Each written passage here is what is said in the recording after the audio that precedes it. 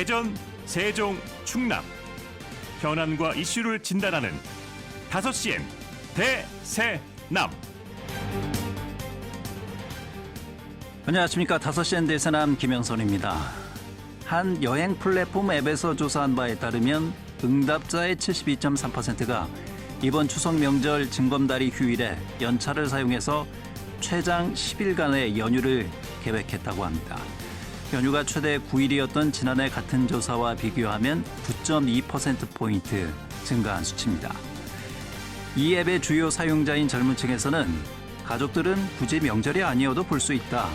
긴 연휴를 이용해 평소 가보고 싶었던 곳, 하고 싶었던 것을 하는 게 훨씬 좋다고 생각한다는 반응을 보였다고 합니다. 갈수록 청년 세대들의 소비 트렌드가 자신을 향해 투자하는 방식으로 변하고 있음을 실감하게 됩니다. 청년 세대들의 소비 트렌드와 자기 표현법, 그리고 휴일에 대한 생각들에 대해서 다시 들어보는 대세남 청년 몰편에서 함께 이야기해보는 시간 가져보겠습니다. 오늘 방송은 사전 제작된 녹음 방송이라는 점 청취자 여러분께 양해 말씀드리겠습니다. 10월 8일 수요일 5시엔 대세남 시작합니다.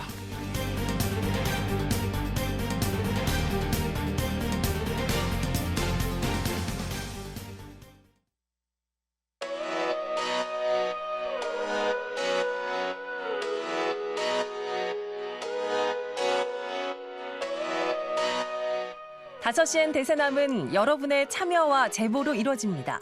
단문 50원, 장문 100원의 유료 문자 샵 2309번, KBS 대세남 유튜브 채널과 페이스북, 카카오톡 채널 5시엔 대세남으로 참여와 제보하실 수 있습니다. 선정되신 분께는 모바일 상품권 보내드립니다. 여러분의 뜨거운 관심과 제보 기다리겠습니다.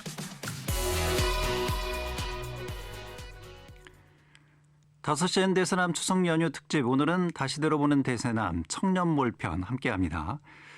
교육회사를 운영하고 있는 우수정 대표, 그리고 지난 9월까지 약 2년 가까이 대세남과 함께 해준 장재령 청년 활동가와 사회적 이슈들을 청년들의 시각으로 살펴봅니다. 자, 첫 번째 이슈는 청년들의 소비 트렌드입니다. 한 번 사는 인생 순간의 경험을 즐기자는 욜로 문화가 한동안 유행이었죠.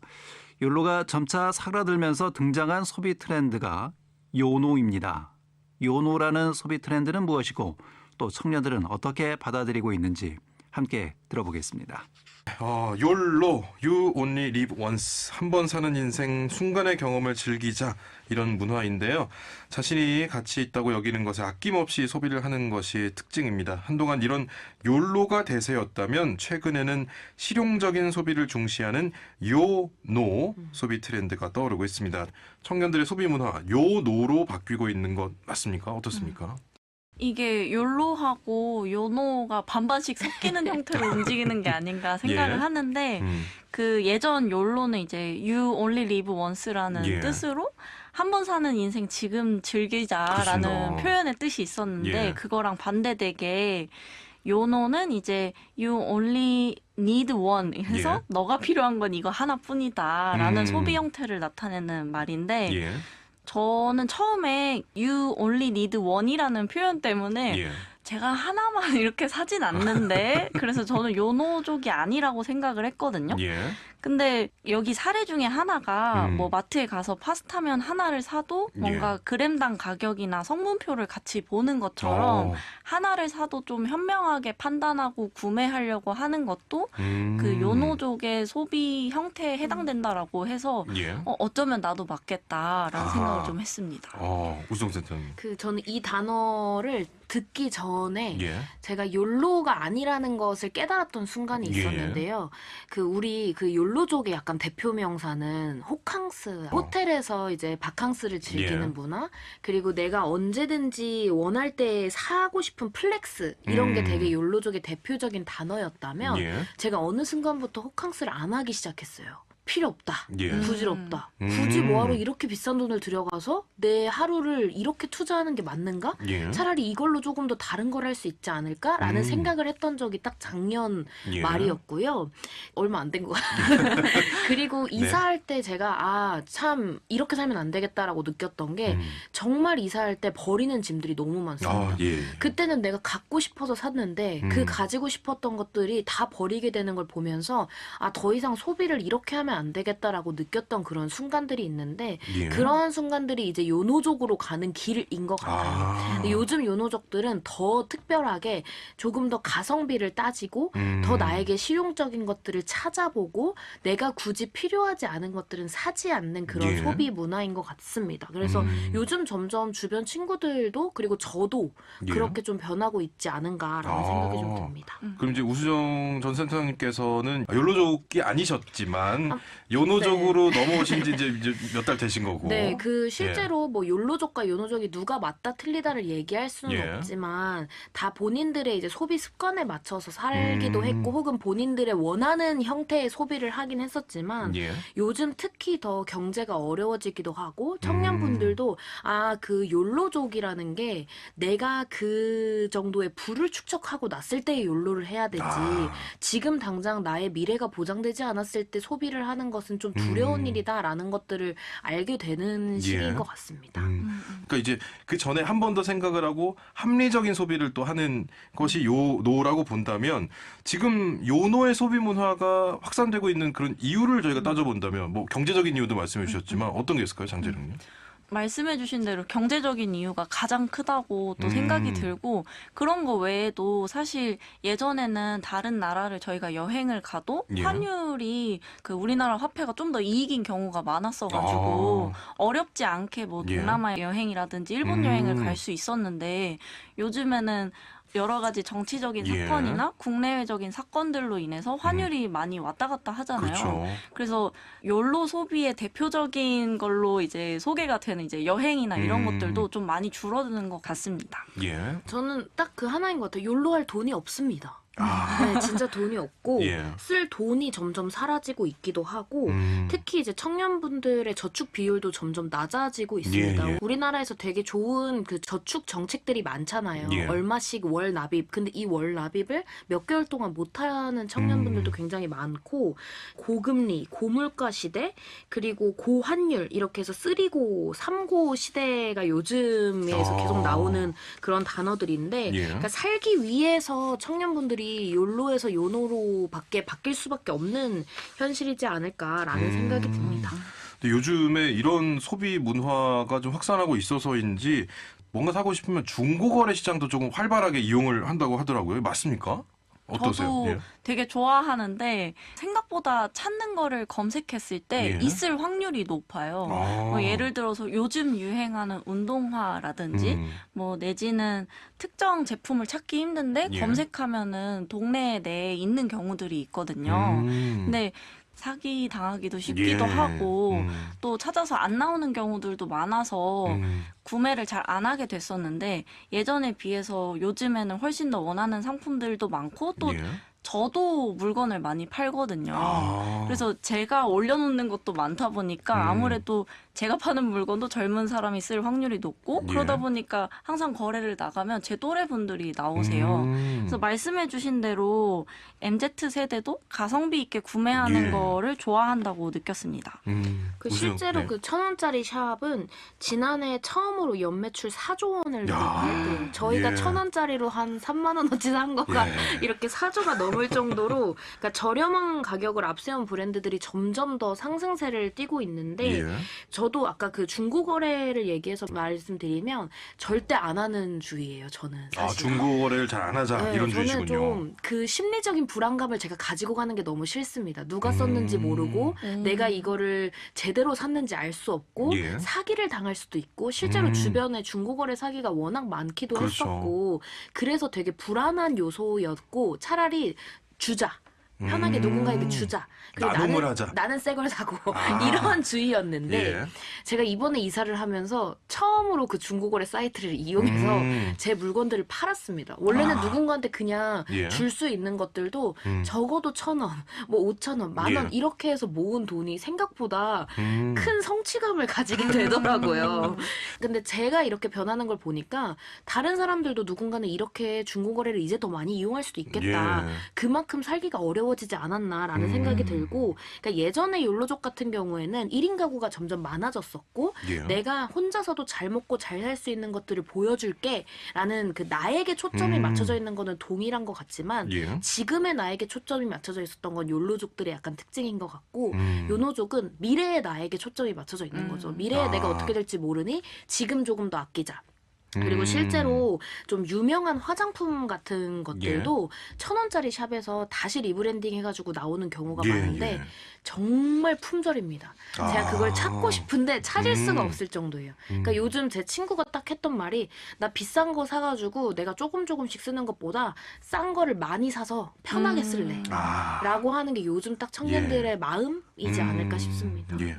뭐 당장 취업이 혹시 안 되어 있는 경우라든지 수입이 일정치 않은 경우는 이 주머니 사정 때문에 어쩔 수 없이 또는 자연스럽게 이렇게 최소한의 소비만 하는 거 아니냐 하는 그런 걱정의 이 생각도 좀 들고, 이 부분에 대해서는 두 분은 어느 정도 공감을 하시는지도 궁금해요. 저는 완전 100% 공감을 할 수밖에 없는 게, 정말 저도 이제 벌이를 하고 있지만 예. 저도 팍팍하다고 느끼는데 특히 이제 20대 초중반 친구들은 얼마나 더 힘들까라는 생각을 해요. 최근에 제가 오랫동안 하던 프로젝트가 끝나서 예. 잠깐 쉬는 타이밍이 됐는데 저조차도 여유가 있는데도 불안한 거예요. 그래서 이제 단기 아르바이트라도 해봐야겠다 하고선 예. 찾아봤는데 되게 예전에 비해서 많이 바뀐 걸 느꼈던 게 그 하루 일하는 시간이 2-3시간을 넘는 구인구직이 없는 거예요. 인건비도 오르기도 했고 업장에서도 부담이 있다 보니까 가장 피크타임 때만 이제 아르바이트를 구하는데 청년들 입장에서는 취업 준비도 하면서 예. 용돈벌이로 알바도 할 텐데 뭔가 그 용돈을 버는 게 예전에 비해서 많이 줄어들지 않았을까라는 예. 생각이 좀 들더라고요. 맞습니다. 실제로 그래서 취업을 하기가 정말 예전에는 평균 11개월이었는데 예, 예. 더 늘어나기도 했고, 그러니까 특히 이제 취업이 늦어지는 과정에서 경력직을 채용하려는 분위기도, 그러니까 더 이상 그렇죠. 회사에서 손해를 보지 않겠다, 우리가 누군가에게 시간과 노력을 투자하지 않겠다라는 그런 추세가 있다 보니까 그것도 어떻게 보면 가성비일 수도 있습니다. 다른 데에서 배우고 온 사람들을 쓰겠다라는 건데 그 경력직도 어딘가에서 배우고 와야 되잖아요. 그렇죠. 누군가는 예. 신입이었을 거 아닙니까? 그러니까 특히 점점 더 살기가 어려워지는 거죠. 그리고 이제 청년분들 같은 경우에는 취업이 삶의 그 생계와 직결되어 있는 예, 예. 문제이기 때문에 더욱더 이제 자기를 축소시켜야 되고 자신의 소비를 줄여야 되고 내가 필요한 것, 그리고 꼭 지금 당장 있어야 하는 것만 소비를 하는 트렌드로 더 바뀌지 않았나라는 생각이 듭니다. 예.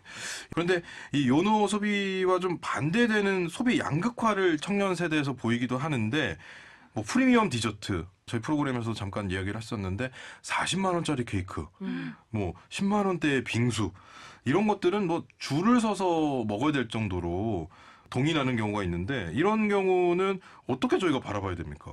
사실 어제도 친구랑 같이 예. 좀 비싼 가격대에 예. 케이크를 먹었었는데 이제 여기에 좀 방법이 나름 있습니다. 평소에 좀 아끼다가 제가 예. 쓰고 싶은데 쓰는 것도 물론 있지만 분배를 해서 쓰는 거군요. 네, 그런 예. 것 요즘에는 사람들이 뭔가 이런 걸 소비했다라는 정보성 글을 올리면은 그게 이제 포스팅당 뭐 얼마 가격으로 해서 광고비가 들어오기도 하고 예. 리뷰 이벤트 같은 것들을 또 받을 수가 있어요. 그래서 실제로 제가 구매했었던 디저트가 49,000원짜리 되게 작은 케이크였는데 예. 10,000원 내고서 먹었었거든요. 그러면 또 나름 합리적이라는 생각이 드네요. 네네. 그래서 예. 이제 나름대로 이 소비를 어떻게 현명하게 가져갈지를 방법을 좀 찾아봐가지고 뭐 이런 거 리뷰 글을 쓰면 얼마를 뭐 해준대 예. 해서 이렇게 찾아서 소비를 하거든요. 그래서 여행 갔다 오는 것도 리뷰를 남겨주는 대신에 얼마를 할인 받을 수 있는 것들도 많아서 요즘 청년들이 그렇게 소비를 많이 하는 것 같습니다. 제가 그래서 예. 돈을 못 아끼나 봐요. 그런 거 안 하고 다 내고 드시는 네, 거죠? 저는 다 냅니다. 그거 쓰는 게 너무 번거로워서. 예. 근데 사실 부캐가 되게 많아지는 거죠. 그러니까 음. 나를 위한 현명한 소비 습관을 찾으면서 예. 하는 청년분들도 있고, 혹은 나는 이게 우선순위일 수도 있는 거죠. 어떠한 프리미엄 디저트가 나에게 우선순위인 사람도 있는 것처럼, 사실 그거는 소비의 형태 혹은 본인의 가치에 따라서 저는 소비의 형태들이 다 달라진다라고 생각해서 예. 뭐 당연히 이런 것들도 저는 유행이 될 수 있다. 그 대신 요즘에는 그 첫 번째 우선순위와 두 번째 우선순위의 갭 차이가 좀 크다는 거죠. 이거 꼭 해야 돼. 그 예. 나머지 다 안 해도 돼. 이렇게 되다 보니까 약간 이런 양극화 형태가 좀 보이지 않을까라는 예. 생각도 듭니다. 그러니까 이제 뭐 어떻게 소비를 하든 각자의 형편에 맞게 본인이 행복한 것을 선택하게 되는 것일 텐데, 너무 좀 과도하게 절약을 하는 경우에는 이제 누군가를 만나고 이런 것도 당연히 줄어드니까 좀 사회적인 관계망 형성에 좋지 않은 영향을 미칠 것이다. 이런 분석들도 나오고 있거든요. 이 부분은 어떻게 봐야 될까요? 이렇게까지 생각을 할 필요가 있나라는 생각이 들면서도 예. 한편으로는 실제로 제가 그랬던 거예요. 이제 작년 말에 2주 정도 대청소를 했어요. 예. 이제 묵혀뒀던 짐들도 다 정리하고 옷이랑 뭐 안 쓰는 책들도 다 팔고 했었는데 예. 이게 구석구석 치우다 보니까 2주가 걸리는 거예요. 예. 당시에 살 때는 저의 짧은 행복들을 위해서 구매하고 친구들이랑 놀 때 예쁜 옷 입어야지 하고 사고 이게 유행이니까 하고서 화장품들을 예. 샀었는데 실제로 청소하는 시간 동안 거의 사회와 단절된 채로 청소하는 게 너무 괴롭더라고요. 그것도 그렇지만 뭐 아끼려고 이제 집에서 해먹고 이러다 보면은 친구들이랑 만날 일들이 많이 줄어들기도 하고 개인적으로 그 청소를 하면서 좀 많이 느꼈던 게 예. 내가 안 쓰는 건 정말 안 쓰는구나. 그리고 아무리 내가 친구들한테 잘 보이려고 해서 옷이나 화장품을 샀어도 안 쓰는 건 결국에 안 쓰게 돼서 예. 치우는 건 제 몫이 되다 보니까 저도 제 소비에 대해서 많이 반성을 하게 됐었습니다. 다음 소비에 대한 또 고민도 해보게 되는 시간이었고. 실제로 예. 그래서 이 요노를 하고 절약하는 분들은 환경 때문에 많이 하시는 분들도 있습니다. 이제 환경 문제, 쓰레기 배출이 너무 예. 심각해지다 보니까 옷을 굳이 사지 않아도 되고 어떠한 용기 같은 것들도 내가 직접 가져가서 포장을 해오거나 그런 문화들이 예. 저는 되게 좋은 문화라고 생각하고 예, 예. 특히 욜로의 기간은 좀 길었어요. 그런 유행이 되게 오래 갔는데 예. 저는 이 요노의 기간이 그렇게 길지 않을 것 같다라는 좀 속상한 마음도 좀 있습니다. 예. 사실 어떻게 보면 경제가 빨리 회복한다라는 긍정적인 점도 있겠지만 우리가 너무 트렌드가 빨리 변하다 보니까 청년분들이 또 다른 유행에 휩싸이지 않을까라는 예. 좀 생각이 들었습니다. 예. 필요한 것만 구매한다는 의미의 요노 소비 문화 확산에 대해서 말씀 나눴습니다. 합리적이고 알뜰한 소비를 추구하지만 한편 원하고 좋아한다면 아낌없이 쓰는 것. 이것이 지금 청년 세대들의 소비 트렌드가 아닐까 싶습니다. 그렇다면 이런 청년 세대들의 자기 표현법은 어떨까요? 이게 뭐 MBTI는 청취자 여러분들 한 번씩은 들어보셨을 텐데 이런 성격 유형 검사가 큰 인기를 끌더니 최근에는 여성, 남성 호르몬에 빗대서 자신의 성향을 표현하는 에겐 테토 테스트가 새로운 트렌드로 부상하고 있습니다. 청년들은 왜 에겐 테토 성향 테스트에 열광하는 것인지, 왜 이토록 자신을 규정하고 싶어하는 것인지 두 분의 청년들과 이야기 나눠보도록 하겠습니다. 자, 이 에겐 테토 성향 테스트 혹시 두 분 해보셨습니까? 먼저 장재랑님. 저도 하기 전에 예. 뭔가 난 테토녀일 것 같다 생각을 했는데 역시 검사하니까 테토녀라고 딱 나오더라고요. 예. 요즘 사람들 사이에서 왜 유행이 되는지 예. 약간 재밌게 느꼈던 요소가 테스토스테론이 뭐 100%일 경우 네. 닉네임을 약간 거친 야생의 테토녀라고 붙여주고 뭐 90% 정도 되면 전생에 산적이었던 테토녀 이런 식으로 설명이 써져 있더라고요. 네네. 그래서 확실히 이제 사람들 사이에서 이게 화제가 소비가 될 만하다, 재밌다 약간 이렇게 재미있군요. 네. 예. 그 저도 확신의 테스토스테론이 더 높아 보이는 예. 그런 여성으로 나왔는데 저도 그 검사를 같은 검사를 한 것 같은데 저는 마님 재질의 테토녀가 나온 것 같아요. 좀 상위권이더라고요. 이 테토녀와 에스트로겐에 대한 어떤 예. 성향을 구분짓는 게 사실 유행이 살짝 지났습니다. 아, 이미 또 이제 지났나요? 약간 막차를 타고 있다. 요즘에는 테스토스테론을 넘어서 약간 수컷녀 이렇게까지 나올 정도로 이미 한 번 유행을 타긴 했는데 저는 요즘 MBTI부터 시작해서 사실 퍼스널 컬러 예, 예. 청년들의 유행을 따라가기가 정말 쉽지 않다. 근데 우리도 이렇게 바쁜데 기성세대 예. 분들이나 다른 분들은 이 용어를 이해할 수 있을까? 이런 생각이 좀 들었던 것 같습니다. 예. 아, 그럼 이런 건 좀 유행이 빨리 오면 저희한테 빨리 제안을 해주세요. 아이템으로 활용을 좀 할 수 있도록. 이제 저희가 이제 테스토스테론, 뭐 에스트로겐 이런 이야기가 좀 생소하신 분들도 있을 테고 저도 한 30년 만에 들어본 것 같아요. 학창 시절에 외우잖아요. 그쵸, 네. 남성 호르몬 테스토스테론, 여성 호르몬 에스트로겐. 이제 이 이름을 빌려서 성향을 구분하는 것인데 테토라는 수식어 붙은 경우는 좀 남성 호르몬이 좀 더 있어 보인다. 이런 사람한테 이런 수식어를 붙이고 에스트로겐은 이제 좀 이 에겐의 수식어가 되는 게 이제 이것과 그쵸. 연결이 되는 것인데 이게 좀 맞다고 보십니까? 어떠세요, 두 분은? 저는 예. 이거 그냥 재밌게 보던 입장에서 요거의 어떤 유래를 이제 저는 알고 있는데 예. 그 애견녀 테토녀 개념이 처음에 이제 SNS에서 웹툰을 연재하던 작가님이 이제 뭐 2030 여성들한테 연애 꿀팁이라든지 아니면 내가 이상형을 어떻게 공략하는지 이런 걸 좀 알려주시는 분이 내가 뭐 예를 들어서 내가 이상하게 연애만 하면 남자들이 좀 더 나한테 의지를 해준다든지 내가 좀 더 챙겨줘야 되는 상황이 많았다.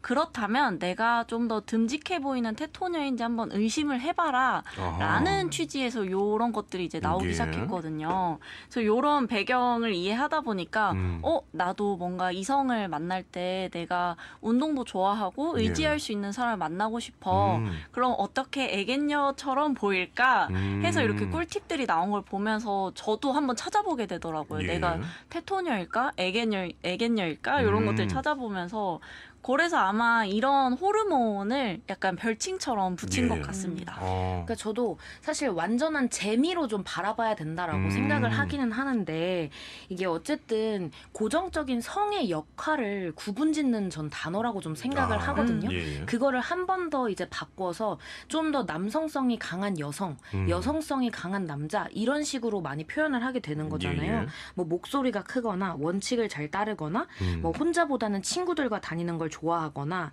뭐 거절을 잘하거나 몇 가지 이제 문항들이 예. 있는데 저는 이거를 뭔가 순간적으로 나는 그런 사람이야라고 규정짓는 게 사실은 좀 힘들다, 좀 지친다 청년의 입장에서는. 예. 근데 물론 이제 이런 것들이 유행이 되고 트렌드가 됐던 게 나를 표현하고 자꾸 나에 대한 것들을 수식어를 붙여야 하는 사회이다 보니까 자기의 어떠한 성향, 성별이 아니라 예. 뭔가 성향을 좀 유쾌하게 표현하는 트렌드 때문에 이런 것들이 유행이 됐던 것 같고 아까 말해주셨던 것처럼 뭔가 연애 때문에 이런 밈과 테스트가 유행을 하게 된 예. 거거든요. 그게 이제 연애와 어떤 나의 개인적인 성향과의 어떤 밸런스를 맞추는 게 중요하다. 뭔가 그러다 보니까 이런 청년들이 좀 유행을 하게 된 게 아닐까라는 예. 좀 생각이 들었습니다. 예. 그 뭐 그동안 뭐 MBTI도 그렇고요. 이 뭐 에겐, 테토 이것도 사실 예전에는 뭐 나이 들면 남자들도 에스트로겐이 많이 나와서 조금 더 유해진다. 뭐 이런 이야기도 있고 여러 가지 뭐 이를 칭하는 말들은 많았잖아요. 뭐 상남자다, 상여자다, 뭐 천상여자다, 뭐 초식남, 육식녀 뭐 이런 표현들이 있는데 왜 이렇게 뭔가 이렇게 규정짓고 구별하는 것 이런 것들이 대중적으로 이렇게 좀 인기를 끌고 호소력이 있는지 어떤 거를 표현하고 싶은 걸까요? 이런 유형들이 예. 나를 규정짓고 싶어서 이런 테스트를 한다기보다는 나도 이해하기 힘든 나를 설명해주는 무언가를 사람들이 찾아서 테스트를 하는 게 아닐까 생각을 했는데 실제로도 어렸을 때 제가 이제 혈액형 검사 같은 거 하면은 예. 나는 뭐 AB형 타입의 어떤 사람이야 이러는데 예전에 AB형이다라고 하면 약간 별명을 좀 부정적인 인식이 있었죠. 네, 이 근데 경우는. 저는 전혀 제가 그렇다고 생각을 안 하고 살았는데 이렇게 국한되는 게 속상하긴 했는데 이제 크면서 사회생활도 하고 다양한 경험들을 하면서 아 나한테 이런 면도 있고 뭐 저런 면도 있구나 이해를 했는데 이게 생각으로 이해하는 거하고 텍스트로 좀 정리가 돼서 요런 유형의 사람은 요런 특징을 가지고 있습니다라고 해서 정리된 거는 또 다르게 다가오거든요. 그래서 누군가 나를 한번 정리를 해주는 느낌? 아, 나는 이 시기쯤에 요런 타입의 성향을 갖고 있었구나. 이런 것들 좀 파악하는 데 재미가 있었던 것 같아요. 그러니까 아까 말씀해 주셨던 뭔가 상남자, 천상여자, 초식남, 육식남 이런 단어가 되게 이분법적이잖아요. 아, 그렇죠. 물론 지금 유행도 비슷하다고는 하지만 조금 더 다양성이 추가된 것 같다고도 생각이 들고 이게 어떤 호르몬과 생물학적인 용어긴 하지만 이게 성향을 나타내는 말이기 때문에 사실 조금 더 가볍게 받아들일 수 있는 것 같고요. 그러니까 요즘에 뭔가 젠더 갈등이나 성별에 대한 이슈가 강해지기는 하지만 그거보다는 나랑 비슷한 사람, 나랑 결이 맞는 사람. 그래서 저는 MBTI가 엄청 유행했던 것 같습니다. 실제로 연애하기 전에 이제 소개팅을 볼 때도 나 이런 유형의 MBTI로 소개해줘. 아예 이게 요즘의 조건이거든요. 그리고 학생들도 자기를 소개할 때 제일 먼저 하는 말이 MBTI예요. 그리고 예전에 막 아, 너 진짜 T야? 아, 나 진짜 대화 못하겠어. 이런 것처럼 MBTI는 조금 더 세분화된 어떤 성격의 유형이라면 이거는 뭔가 조금 더 단순한 성향이기 때문에 좀 더 가볍고 공감이 되는 소개일 수 있겠다. 그리고 뭔가 요즘 청년들한테는 계속된 자기 어필에 대한 지쳐있는 청년들한텐 그냥 한 번에 이러한 뭐 텍스트로 나를 설명할 수 있으면 이 정도 프레임을 씌워줘도 되겠다 하는 그런 뭔가 놓는 마음인 것 같기도 합니다. 어떤 용어 안에 내가 좀 속해 있다는 그런 방식들을 계속 찾아 나가는 것들인데 예전에는 MBTI나 이런 것을 뭐 채용 과정이라든지 아니면 소개 과정이라든지 이게 흔하지 않았다가 어느 순간은 너무 익숙해져 버리고 어떤 뭐 회사에서는 그거 이제 이력서에 써내는 경우도 있다고 하더라고요. 이렇게 좀 뭔가 규정 짓는 것에 대한 이 흐름, 변화 이런 것들은 어떻게 보십니까? 당시에 이제 재미로만 MBTI를 하다가 어떤 채용 사이트에 특정 MBTI만을 원한다라고 쓰여 있는 것을 보고 제 주변 친구들도 정말 말이 많았던 기억이 나요. 아, 너무 싫다. 약간 이렇게 생각을 했었는데 왜냐하면 저희는 재미로 하고 있는데 누군가는 이거를 진심으로 받아들이니까 그 부분에서 좀 속상했던 것 같고 앞서서 말씀드린 것처럼 어떤 프레임 안에 자신을 넣고 규정 지으려고 한다기보다는 그냥 나를 알고 싶다는 욕구가 반영이 된 거라고 생각을 하고 저도 되게 도움을 많이 받았던 게 뭐 MBTI나 이런 거 말고도 퍼스널 컬러나 어떤 체형 분석을 한 2, 3년 전인가? 대전 서구 청년공간 청춘수업에서 검사를 받은 적이 있었는데 항상 옷이나 화장품을 사면 실패 비용이 꽤 컸거든요. 사놓고도 못 입는 옷들이 되게 많았는데 이제 검사받은 이후에 확실히 쇼핑 실패율도 줄고 사람들도 재령 씨 뭔가 인상이 좀 더 환해졌다라든지 나한테 맞는 것을 찾은 거군요. 네, 깔끔해졌다라든지 하는 평가를 받았거든요.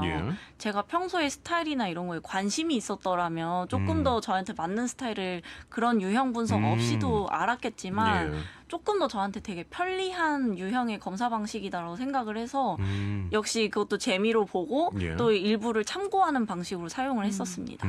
그 재령님 이야기 들으면서 생각이 났던 게 저는 사실 이런 게 왜 위험한가를 생각을 해보니까 실패가 뭐 성공의 어원 이런 얘기를 하지만 진짜 우리 세대에서는 그런 실패가 자산이 되거든요. 아주 작은 어떤 고민들 이게 나한테 맞는 건가? 이건 나한테 안 어울리네 하는 것들이 축적돼서 결국에 내가 만들어지는 건데 사실 이런 테스트 같은 경우는 나를 고민할 수 없는 시간을 더 만들어준다고 생각해요. 이미 규정되어 버렸으니까 나는 이거야. 그냥 이걸 사면 돼. 이렇게 되어버리니까 뭔가 나한테 생각의 시간이 안 만들어져서 이게 뭔가 내가 계속 부정적으로 느끼게 됐던 건가라는 갑자기 생각이 들기도 했고 단국대학교의 이제 심리치료학과 교수님께서는 이런 유행들이 자아 탐색과 자기 이해에서 출발한다.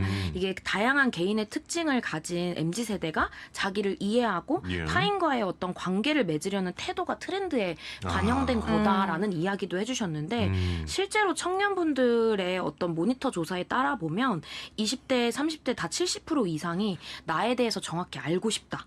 이게 정말 강했습니다. 저도 청년센터를 운영했을 때 자기 이해, 자기 정서에 대한 프로그램이 정말 인기가 많았거든요. 예. 근데 사실 그런 프로그램 우리 청년 세대들은 살면서 한 번씩은 다 들어봤을 겁니다. 근데도 사실 답이 없잖아요. 예, 예. 왜냐하면 항상 바뀌고 나의 삶이 바뀌는데 우리가 이런 불안정한 사회에서 뭔가 어떠한 용어로 규정짓는 심리적인 안전망이 좀 필요한 거 아닐까?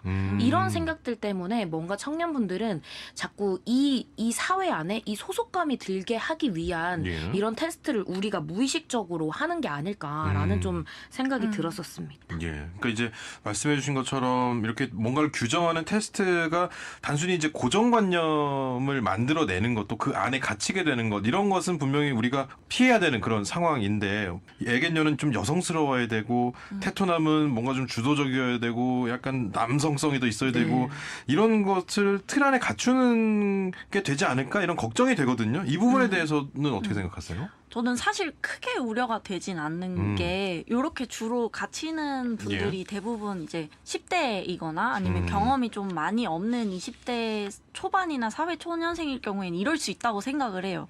뭐 아닌 분들도 있겠지만 예. 저도 어렸을 때 생각해보면 혈액형 유형별 어떤 이런 것들이 있었는데 시간이 지나고 저도 다양한 경험들을 해보면서 아 사람은 절대 몇 가지 유형으로 나뉘지 않는구나를 알고 제 주변 제 또래 친구들하고 얘기를 하다 보면 다들 비슷하게 생각을 해요. 너 MBTI 이거잖아 라고 생각해서 그거에 국한돼서 얘기를 나누지 않고 이럴 때도 있고 저럴 때도 있는 거지 이렇게 조금 더 유연하게 대화를 하는데 이제 사람들 대부분이 점점 자연스럽게 뭐 하나로 사람을 규정할 수 없다는 걸 깨닫는 날이 오지 않을까라고 좀 믿는 편이고 또 한편으로는 몇 년 전에 이제 봤었던 건데 MBTI가 저도 매번 좀 바뀌는 스타일이고 또 MBTI가 다 퍼센테이지가 중간에 있어요. 그래서 1, 2%로 막 E 그렇죠. 성향이 되기도 하고 J 뭐 계획형이 되기도 하는데 이거에 대해서 봤었던 게 뭐였냐면 오히려 MBTI가 상황이나 내 주변 사람들 환경에 따라서 자주 바뀌는 게 더 사회적 경험이 많고 사회성이 높고 좀 더 유연한 사람일 가능성이 높다 이런 얘기가 있더라고요. 그래서 그걸 보고서 뭔가 나는 왜 이렇게 자꾸 바뀌지? 이런 혼란보다는 아 내가 그만큼 사회에서 많이 경험해보고 시도해봤던 것들이 지금 이렇게 나타나는구나 하면서 좀 위로를 받았던 기억이 나요. 그 실제로 그래서 어떤 교수님께서는 한 사람 안에는 여성성과 남성성이 다 있기 때문에 이렇게 분류를 해버리면 편협하게 만들 수 있어서 다양한 성격을 수용하는 사회 분위기가 필요하다라고도 했는데 저 또한 걱정되는 부분은 이게 성차별이 될까봐 특히 우리 청년 세대는 젠더 갈등이 가장 큰 이슈로 많이 이야기가 되고 있는데도 아 이게 뭔가 호르몬으로 성격을 딱 규정짓고 어떤 이상적인 남성상 여성상 이런 것들을 은근히 강요하는 것 같다. 저도 가끔 제가 뭔가 남성성이 강해진 저를 가끔 보다가 막 슬퍼지는 나를 보면 나 왜 이러지? 이럴 때가 있거든요. 근데 그거는 사람이 너무 당연하잖아요. 그러니까 그런 역할을 뭔가 고정관념이 나도 모르게 자꾸 편견이 심어지고 있다라는 생각을 하기도 했고 뭔가 이런 문제도 생길 것 같아요. 왜 너는 이렇게 감정적이야? 너 왜 이렇게 뭔가 이렇게 리더십 너무 너 마음대로 행동해? 이러면서 그 사람을 비판하는 용도가 될 수 있다라는 거죠. 우리가 T 성향이 잘못된 게 아닌데 그렇죠, 공감하지 못하는 게 잘못됐다라고 얘기하는 게 분석력이 더 강한 사람일 뿐인데 우리나라는 좀 과몰입이 강합니다. 특히 청년 세대들은 끝까지 갔다가 좀 빨리 빠져나오잖아요. 좀 그런 것들이 좀 위험하지 않나. 그래서 이게 재미여야 하는데 너무 진지하면 안 된다. 이런 생각이 좀 드는 것 같습니다. 그러니까 이 T야 이게 예전에는 약간 이 비아냥과 좀 이렇게 뭔가 잘못됐다는 뜻의 표현이었는데 사실 그거는 아주 이성적인 이야기를 하는 거죠. 제가 T라서 그런 것은 아니지만 예전에는 ISFJ였는데 ISTJ로 어느 순간 바뀌었어요. 방송하면서 회사 생활하면서 바뀌었는데 그것도 뭔가 고정관념 틀 안에 가두는 것이기 때문에 이것은 좀 위험하다 이런 생각이신 거죠. 예. 근데 이제 트렌드에 뭐 많은 영향을 미치고 또 받기도 하고 만들기도 하고 이런 청년 세대들은 사실 민감합니다. 근데 이런 성향 테스트라는 것은 앞으로도 계속 나올 나올 것 같은데 다양한 방식으로 나올 것 같거든요. 어떻게 보세요? 저도 똑같이 생각을 하는데 계속 나오지 않을까 생각을 하고 무엇보다 제 입장에서 매번 새로운 게 나올 때마다 질리지 않고 재밌어요. 그래서 친구들하고 대화할 거리들이 끊이지 않는 것도 좋고 뭐 앞서서 말씀드렸던 것처럼 뭐 너 T야라든지 이런 것들처럼 친구들하고 고민 상담을 할 때도 이제 친구가 조금 많이 우울해하면은 T로 조언해줄까, F로 조언해줄까 이렇게 농담처럼 얘기하기도 하거든요. 예. 그래서 친구들하고 뭔가 대화 소재도 생기고 이런 부분에서는 계속해서 성향 테스트가 청년 세대에서 좀 인기를 끌지 않을까 생각을 합니다. 예. 저도 이렇게 말하지만 아마 제일 먼저 테스트를 하지 않을까.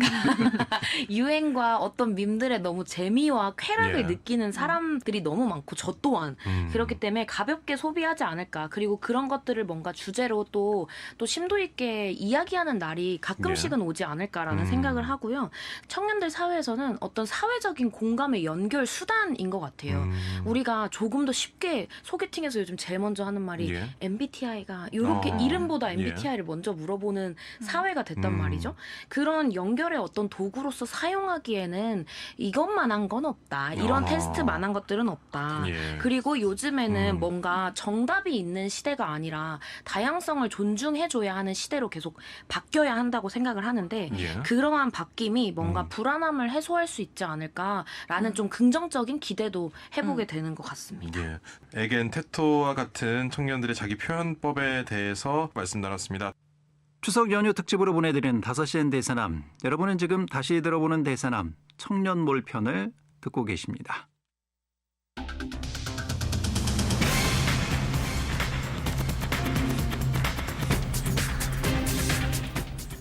5시엔 지역의 이슈와 현안을 진단합니다. 5시엔 대전, 세종, 충남 지역민의 목소리를 듣습니다. 5시엔 시사라디오, 5시엔 대세남이 있습니다. 추석 연휴 특집으로 보내드리고 있는 5시엔 대세남, 다시 들어보는 청년몰 함께하고 계십니다. 오늘의 마지막 주제는 청년들이 바라보는 주 4일제입니다.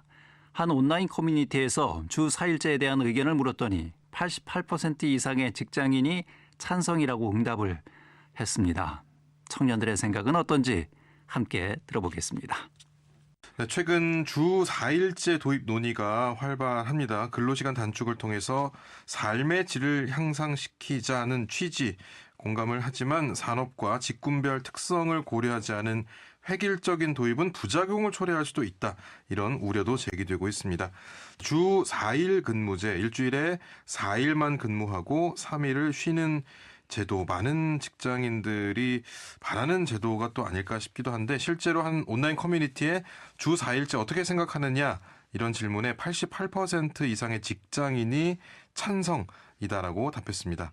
자, 두 분께서는 주 4일제 도입에 대해서 어떻게 생각을 하십니까? 제가 직원이라면 찬성, 또 대표라면 반대하지 않을까 생각을 합니다. 예. 또 한편으로는 주 4일제 제도를 들으면서 기존의 다른 근무 제도가 잘 운영되고 있나 이런 생각도 들더라고요. 예를 들면 육아휴직이라든지 유연근무제라든지 다른 복지 제도, 근무 제도에서도 잘 운영이 되고 있는지에 대한 의문도 들었고 예. 또 주 4일제 도입에 관련해서 어떤 뉴스 기사나 뭐 관련해서 자료를 찾아보다 보면은 다른 나라에서 실행했는데 효과가 좋았다 정도의 이야기는 있는데 주 4일제를 도입했을 때 세부적인 조항은 어떤 것이 있다 이런 것에 대해서는 전혀 언급이 없어서 의문이 좀 많이 듭니다. 이게 실제로 당장 적용이 가능한 건지. 네. 저는 제가 사용자여도 찬성하는 쪽에 완전한 찬성을 말하는 사람인데요. 일단 우리 OECD 국가 중에 장시간 노동 5위인 곳이 우리 한국이잖아요. 그렇습니다. 그러니까 OECD의 평균인 1,752시간보다 한 달 정도 더 일을 하는 국가이고 실제로 우리나라가 해외에 가서 과로사라는 단어를 이야기하면 이해하지 못하는 나라가 대부분이라고 해요. 그러니까 그건 정말 우리나라의 안 좋은 악습이라고 예. 생각하고 물론 주 6일제에서 주 5일제로 바뀌고 예. 이제 주 5일제에서 주 4일제로 어떤 노동권과 이 자율권을 같은 선상에서 바라보고 있는 것 같아서 정말 예. 감사한 마음이 들지만 아직도 갈 길이 멀다. 아. 이 주 4일제를 반대하는 사람의 입장도 예. 사실 충분히 공감이 되기도 하고 실제로 어느 기업에서는 주 4일제를 시행하고 있기도 하잖아요. 예. 그런 걸 보면서 우리나라에서 이런 사회적 합의를 더 거치기 위해서는 더 다양한 실험이 필요하다. 예. 근데 궁극적으로는 그 노동시간의 단축은 필수 불가다라고 저는 좀 생각합니다. 예. 그럼 이제 우수정 전 센터장님은 직원이든 내가 대표 사용자든 찬성하셨잖아요. 네. 그럼 만약 주 4일제가 도입이 된다. 그러면 그 지금과 대비했을 때 하루가 더 쉴 수 있는 거잖아요. 네. 무엇을 좀 하고 싶으세요? 상상만 해도 너무 제가 웃음이 저는 약간 주 4일제 근무라는 말보다 일본에서는 주 3일 휴무제라는 단어를 긍정적으로 많이 쓴다고 하더라고요. 예. 그러니까 우리가 어떠한 시각으로 우리의 인간의 삶을 바라볼 거냐인 것 같은데 당연히 하루는 쉴 것 같고요. 예. 그리고 당연히 하루는 어떠한 직업 훈련이나 자기 개발을 할 것 같습니다. 사실 우리가 이미 노동시장의 변화는 이미 시작되고 있고 우리가 예. 코로나 시대 이후로도 다양한 방식의 노동의 환경이 주어지는 게 가능하구나를 실험을 해봤잖아요. 그러니까 온라인으로도 그리고 제 친구 중에 한 명은 365일 비대면으로 일하고 있는 친구도 있습니다. 꽤나 많은 돈을 받고 꽤나 예. 유명한 기업입니다. 그러니까 이러한 다양한 형태의 일자리들이 가능하다는 것을 실험을 해봤기 때문에 예. 특히 젊은 세대, 그러니까 청년 세대는 지금 우리가 막 워라벨 혹은 부캐, 그러니까 예. 하나의 일자리만 가지는 게 아니라 다양한 일자리를 공존하면서 자신의 직업과 훈련을 많이 하는 청년 세대인데 예. 특히 주 4일제가 도입이 된다면 그러한 훈련과 기술 훈련들이 훨씬 더 다양하게 가능해지지 않을까라는 또 생각을 합니다. 일단 예. 쉬는 거가 예. 온전히 하루가 필요할 것 같습니다. 네. 예. 장재령님.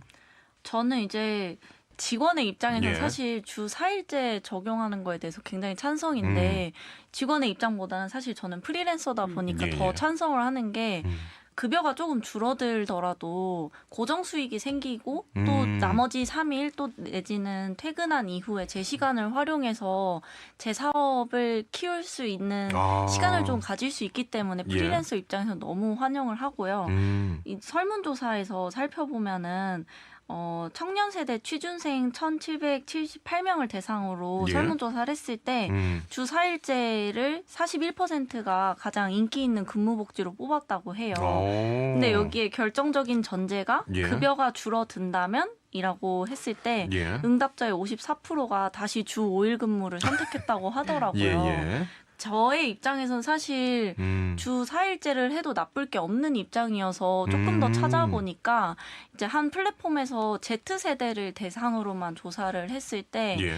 실제로 절반 이상의 Z세대 청년들이 나는 주 4일제 찬성을 한다. 급여가 삭감되더라도 그래서 급여를 얼마까지 삭감할 수 있느냐 했을 예. 때 5%에서 10%를 선택한 청년이 예. 절반 이상이었고 많게는 20%까지 가능하다라고 예. 답변한 친구들이 있더라고요. 근데 그 이유가 이제 Z세대의 경우에는 학교를 다니면서도 파트타임 잡이나 아니면은 본인의 재능을 활용해가지고 조그만한 사업이나 아르바이트를 예. 하는 친구들이 이미 많기 때문에 일과 학습을 병행하는 형태가 되게 예. 익숙하기 때문에 이런 것들이 어색하지 않게 느껴진다. 급여를 삭감하더라도 예. 이런 주 4일제를 적용하고 싶다라고 답변했다고 합니다. 예. 우수정 센터장님은 급여가 줄어든다면 이라는 전제에도 주 4일제 괜찮다 이런 의견이십니까? 네. 근데 좀 치사한 방법인 것 같기는 합니다. 왜냐하면 사실 노동의 양이 예. 그렇게 많이 줄어든다고 생각하지는 않거든요. 절대적인 양은 사실 네. 비슷하겠죠. 그리고 실제로 이렇게 영국이나 다른 해외에서도 주 4일제 실험을 했었을 때 예. 생산성과 직결되지 않는다라는 것들이 이미 연구 결과로도 많이 나와 있고 예. 특히 초반에 퇴사율이 정말 많이 감소한대요. 그러니까 직장에 처음 적응할 때 이 주 4일제가 자기를 돌볼 수 있는 시간, 회사에서 성장할 수 있는 시간이 되게 평균적으로 같이 성장을 하기 때문에 회사에서는 그런 부분을 적극적으로 밀어주기도 하고 또 직장을 다니는 이런 노동자 입장에서는 아, 회사가 나를 이렇게까지 믿어주는구나. 내가 더 열심히 해야지라는 책임감과 충성심도 같이 올라간다고 하더라고요. 저는 그래서 월급을 깎는 거는 너무 자본주의로 생각하는 것 같지만 우리나라가 그럴 수밖에 없긴 하지만 저는 그러지 않아도 될 것 같고 실제로 영국의 61개의 기업이 주 4일제를 실험하고 있고 근로자 한 3천여 명 정도의 응답을 받았을 때 얼마를 더 줘도 더 이상 주 5일제를 하고 싶지 않다가 15% 이상이 나타났습니다. 그런 걸 보면 이제 돈의 절대적인 가치보다는 그러니까 삶의 질의 향상에 더 초점을 맞춰야 되지 않나라는 생각이 듭니다. 사실 아직도 주 5일제를 제대로 못 지키는 사업장들도 정말 많고 특히 프리랜서한테는 주말이 어디 있습니까? 네, 그냥 불러주면 가야 되고 그리고 어떤 대기업의 하청을 받는 그러한 소기업들은 절대 누리지 못할 거라고 생각을 합니다. 그래서 저는 이런 뭐 플랫폼 노동자 그리고 뭐 우리의 프리랜서 어떤 자영업자들한테도 여러 방면으로 허용될 수 있는 다양한 고민거리들을 던져줘야 한다. 그래야지 이 표준 근로시간으로만 일할 수 있는 우리 같은 사람들 말고도 다양성을 인정할 수 있는 근로시간이 도입돼야 되지 않을까. 그래서 저는 지역에서는 공무원들을 대상으로 주 4일제를 시행하고 있기도 하고 혹은 뭐 육아를 하고 있는 사람들에 한해서만 주 4일제를 도입하는 게 있지만 그게 완전한 반대라고 말할 수는 없을 것 같아요. 왜냐하면 이런 다양한 실험을 통해서 우리 기관에, 우리 단체에, 우리 기업에 맞는 방법들을 찾아가는 게 저는 되게 중요하다라고도 생각이 드는 것 같습니다. 이게 이제 어느 집단에 어느 형식의 업무를 하고 있느냐에 따라서 적용 방식이 당연히 달라질 수밖에 없는데 실제로 뭐 한 대학병원 같은 경우는 2023년부터 간호사들을 대상으로 주 4일제 시범 사업을 진행 중인 곳도 있는데 이 성과가 나타나고 있다고 하더라고요. 일정 부분 좀 긍정적인 효과도 있는 것 같은데 이 부분은 어떻게 바라보실지. 네.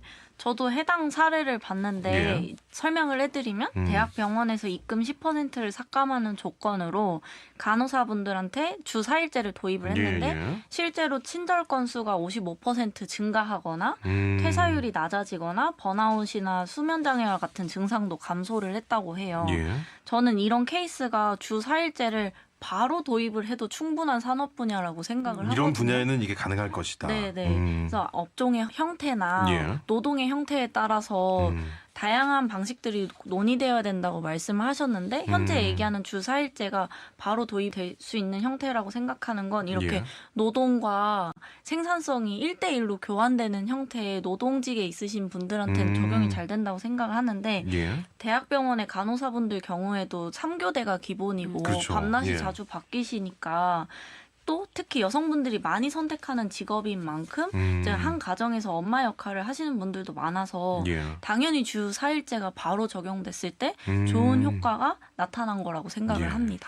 저는 어떤 의견보다 좀 궁금한 게 그럼 이 주 4일제를 시행했던 몇백 명의 간호사들한테는 이런 설문조사를 했을 텐데 그러면 그대로 주 5일제를 선택하는 간호사들은 어떨지 좀 궁금해요. 그래서 만약에 그 연구 자료가 있다면 저 정말 궁금해가지고 한번 찾아보고 싶을 것 같은데 같이 가야 됩니다. 이게 주 4일제를 도입한 사람들이 일의 양이 줄어들고 혹은 뭐 노동 시간이 줄어드는 게 다른 사람이 더 일해서 내가 줄어든다라고 생각하면 안 되는 거거든요. 그러니까 그런 구조를 만들어버리면 진짜 큰일 납니다.